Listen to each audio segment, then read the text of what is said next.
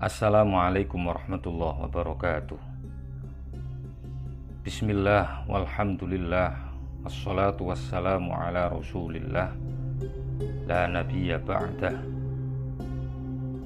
wa ala alihi wa sahbihi wa mawalah, la hawla wa la quwwata illa billah.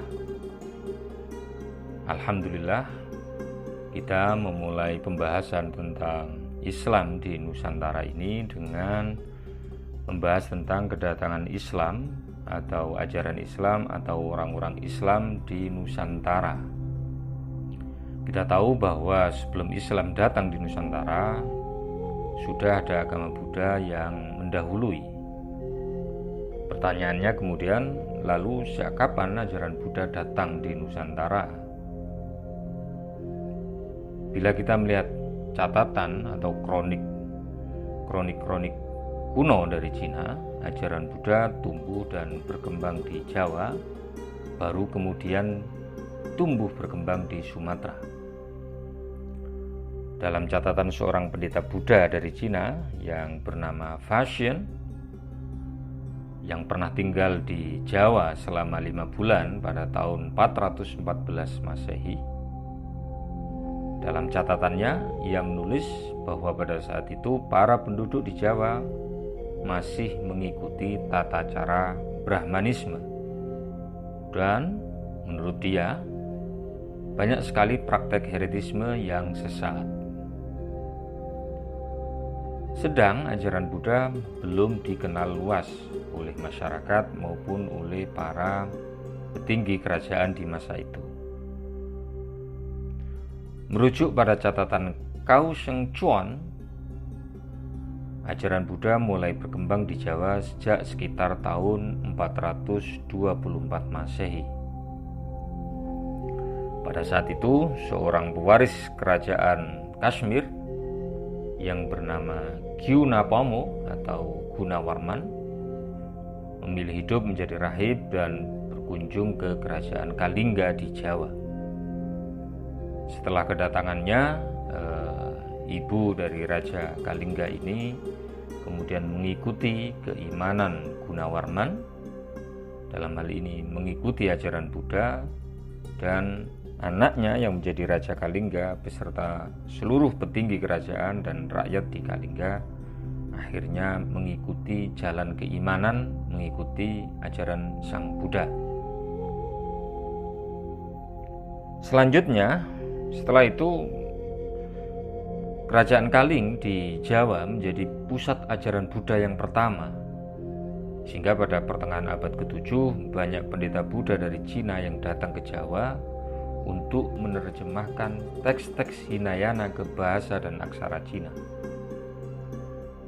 Dari Jawa ini, ajaran Buddha lalu tumbuh dan berkembang di Sumatera. Jadi, kalau dari sisi pelayaran semestinya dari Sumatera dulu baru ke Jawa, tapi ini tidak. Justru dari Jawa baru kemudian tumbuh dan berkembang di Sumatera. Dalam catatan pendeta Buddha yang bernama Yixing, pada 3 dekade akhir abad ke-7, kawasan Sriwijaya, dalam catatannya itu ditulis Sriboza, telah menjadi pusat pendidikan bagi para calon pendeta Buddha. Dalam catatan Yixing pula, pada tahun 671 Masehi, banyak kapal berdagang Muslim dari Persia dan Arabia yang berlayar ke pelabuhan Guangdong, pelabuhan Guangzhou kalau sekarang, lalu menuju Sriwijaya. Jadi pendeta Buddha itu yang bernama Yixing itu ke Sriwijaya dengan naik kapal para pedagang Persia dan Arabia yang singgah di Guangzhou kemudian ke Sriwijaya. Berita dalam kronik Cina tadi menunjukkan bila ajaran Buddha mulai mendominasi di Jawa dan Sumatera sejak abad ke-5 Masehi. Itu kalau ajaran Buddha. Hingga kini tidak ada manuskrip Jawa apalagi prasasti yang menulis.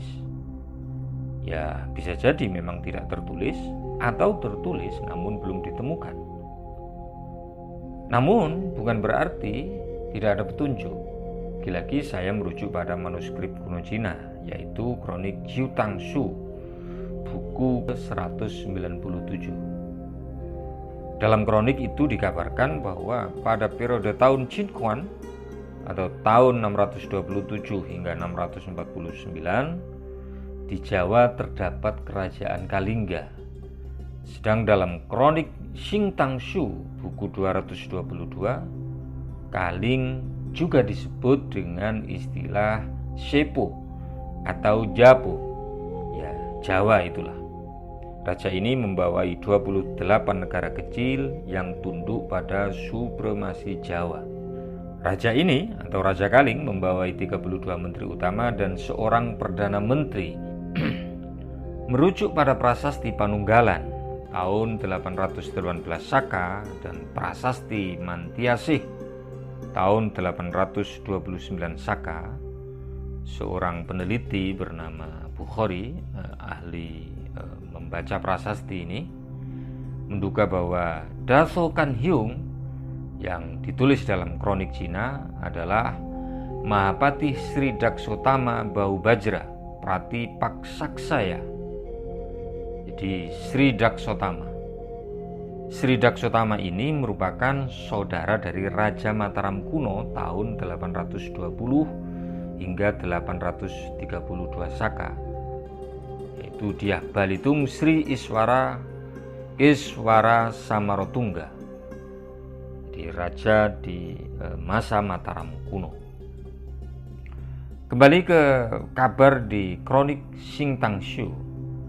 Kronik ini mencatat bahwa tahun 674 raja di kerajaan Kalingga ini seorang perempuan bernama Shima.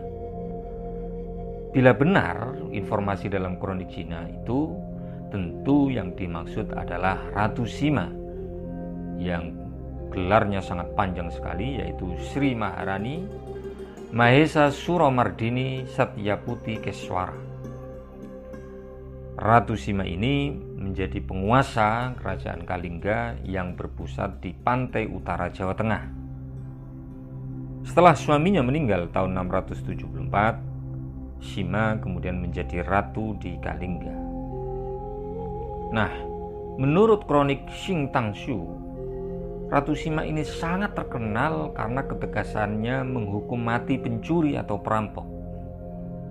Kabar ini didengar Raja Tashi, sebutan kronik Cina saat itu untuk menyebut raja di kawasan Arabia. Saya menduga Raja Tashi merupakan sebutan untuk Khalifah Yazid bin Muawiyah. Mengapa demikian? Ya tentu ini cukup spekulatif. Yang pertama, dari sisi pelafalan ada kemiripan pelafalan antara Tashi dengan Yazid. Sementara kalau ini sudah pasti dari sisi periode tahun, maksudnya pasti dari sisi periode tahun, bahwa Khalifah Yazid diangkat menjadi khalifah pada tahun 680 Masehi, menggantikan ayahnya Khalifah Muawiyah bin Abi Sufyan. Sedang Ratu Sima menjadi ratu di kerajaan Kaling tahun 674 hingga 695 Masehi. Nah, Raja Tashi yang saya duga merupakan Khalifah Yazid menguji kebenaran kabar tersebut. Dia mengirim utusan ke kerajaan Kaling dan di sana dia meletakkan sekantong emas di tengah kota. Tidak main-main, selama 3 tahun tidak ada yang menyentuh kantong itu. Nah, suatu hari tanpa sengaja seorang putra Ratu Sima ini menginjak kantong tadi. Nah, hanya menginjak. Karena dinilai melanggar, Ratu Sima kemudian hendak menghukum mati putra mahkotanya tersebut. Ramai kerajaan karena keputusan Ratu Sima yang tetap mau menghukum mati putra mahkotanya. Luar biasa Ratu Sima ini. Ini kan ibaratnya seperti Rasulullah yang beliau menyatakan tidak akan segan-segan untuk menghukum putrinya sendiri, Sayyidah Fatimah Zahra al-Batul, bila Sayyidah Fatimah mencuri. Luar biasa. Nah, kemudian sebagai gantinya Ratu Sima memotong salah satu kaki dari putra mahkota tersebut. Nah, bila catatan dalam kronik Cina tadi diterima, maka delegasi pemerintahan Islam secara resmi datang ke Jawa di masa saat Jawa dipimpin oleh Ratu Sima sekitar tahun 681-683, yang mana Khalifah Yazid bin Muawiyah mengirim utusan ke Jawa. Tentu saja berita dari kronik Cina tadi masih perlu kajian-kajian lanjutan.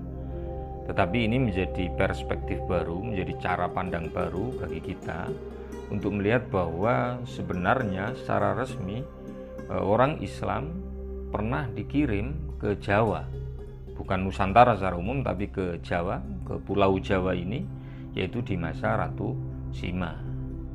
Demikian, semoga bermanfaat. Wallahul muwaffiq ila aqwamit thoriq. Wassalamualaikum warahmatullahi wabarakatuh.